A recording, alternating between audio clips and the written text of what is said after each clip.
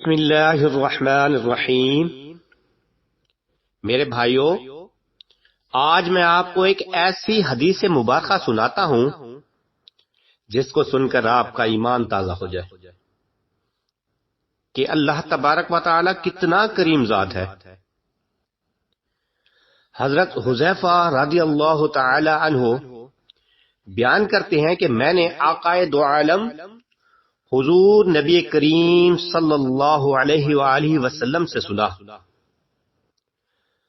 آپ علیہ الصلوۃ والسلام نے ایک آدمی کا واقعہ سنایا کہ جب اس شخص کی موت کا وقت قریب آیا اور وہ اپنی زندگی سے مایوس ہو گیا تو اس نے اپنے اہل و عیال کو بلایا اور انہیں وصیت کی کہ جب میں مر جاؤں تو میرے لیے بہت سارا ایندھن اکٹھا کر کے آگ جلانا اور مجھے جلا دینا۔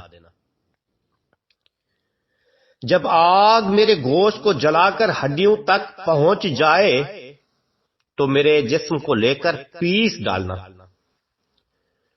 اور کسی گرم ترین دن میں یا جس روز تیز ہوا چلے تو میری راکھ کو دریا میں بہا ڈالنا۔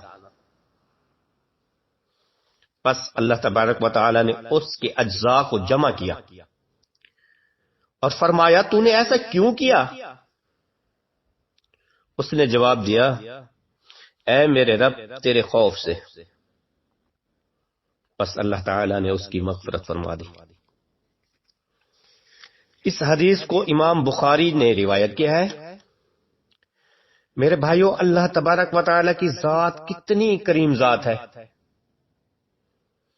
آئیں اس رب کی بارگاہ میں جھک جائیں اور اس سے مغفرت طلب کریں، بے شک میرا رب معاف کرنے والا ہے اور توبہ کرنے والوں کو تو پسند فرماتا ہے۔ دعا ہے کہ رب کریم ہماری تمام غلطیوں کو معاف فرمائے، آمین۔